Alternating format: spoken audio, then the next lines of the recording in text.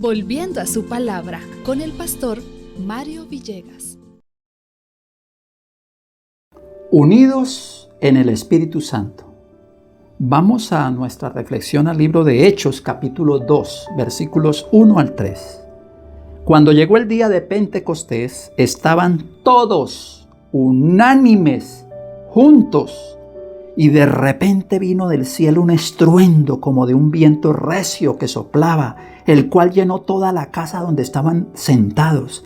Y se les aparecieron lenguas repartidas como de fuego, asentándose sobre cada uno de ellos. Esta declaración que está registrada muestra la obra del Espíritu Santo. La obra del Espíritu Santo no es dividirnos, es unirnos. Esa fue la oración de Jesús, casi de las últimas oraciones que están registradas en la Biblia. Leamos Juan 17:23. Jesús dijo: yo en ellos y tú en mí, para que sean perfectos en unidad, para que el mundo conozca que tú me enviaste.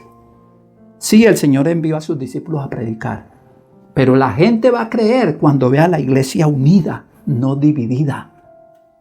Necesitamos pedirle al Espíritu Santo que nos ayude a ser de aquellos que nos unamos con los demás para fortalecernos unos a otros en oración, en el Espíritu. Y esto es lo que ocurrió en la iglesia. Todos, dice todos, aquí no dice algunos, todos perseveraban unánimes en oración y ruego, lo dice Hechos 1:14 que habíamos visto anteriormente. Esa oración pidiendo unidad, pidiendo cumplir lo que el Señor quería que cumpliera la iglesia. Y esas lenguas de fuego que aparecen, ¿escucharon? Fuego nos lleva a reconocer lo que dijo Juan en Mateo 3:11, cuando dijo: el que viene detrás de mí, Él los va a bautizar en fuego, en poder.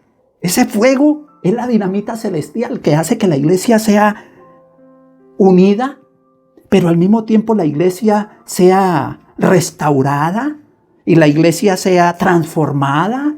Y entonces ese fuego es ese bautismo que hace que se destruya lo malo en la mente, en la persona, en el cristiano. Y ese fuego es el fuego del Espíritu Santo que hace que el pecado ya no reine.